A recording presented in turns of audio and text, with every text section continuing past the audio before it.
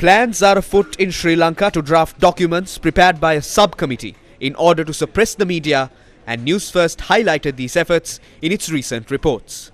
A cabinet-appointed subcommittee led by Justice Minister Dr. Vijayadasa Rajapaksa with Ministers Bandula Gunawardena, Nimal Siripala de Silva, Keheliya Rabukwella and Manusha Nanayakkara prepared a document in this regard, and the contents have now been made public.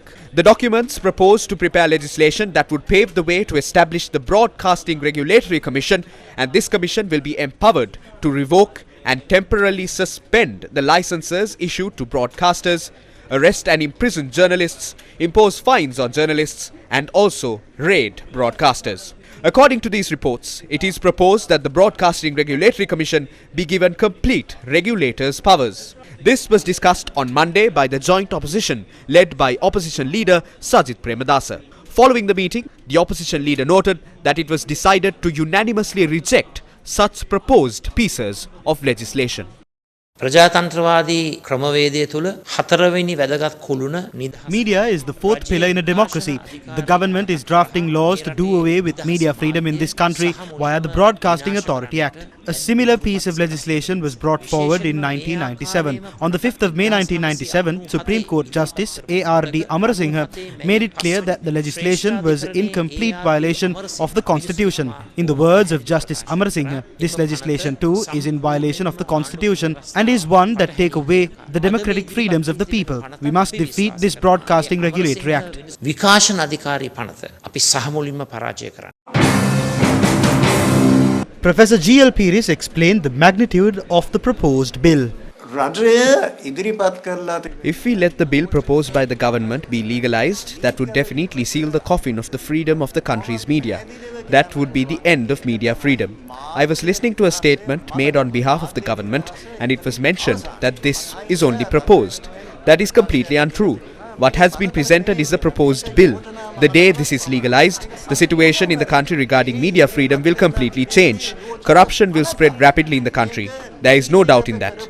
According to the clauses in the bill, no individual, media channel or media institution is safe. Those institutions can be invaded. Under such circumstances, which media institution will be able to genuinely use its voice on behalf of the people instead of becoming yes men of the government? No one will be able to do so. Not even the minimum freedom will be available. If this is presented to the parliament, none of the clauses will be legal. Throw this entire bill away.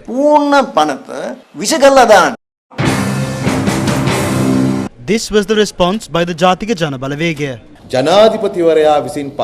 The proposed regulatory commission will include 5 members appointed by the president. All 5 members will be puppets of the government led by the president.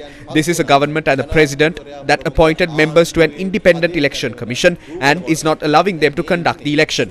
If that is the fate of the independent election commission, we should understand what can be done if the president has powers to appoint and remove members from the regulatory commission. We are against the attempt to restrict people's access to information by giving the right to regulate media institutions. The government has colourful dreams, that is to privatize the country's economic assets, introducing laws like the Anti-Terrorism Act to suppress opposing forces and silencing opponents through new laws. That dream will fade. We cannot allow the government to control media internally by holding the media license to silence people and media. The leader of the indigenous community of Sri Lanka expressed his opinion in this regard. Any country in the world needs media. It is the media that can reveal things that are going on and make sure that justice is served. Media should be there for the people to be aware of their happenings. However, if a decision is made to ban media, that will be authoritarian of the government to do so. Then the people will not have the freedom to think or to express themselves to the country and the world. Our indigenous community is against suppressing media.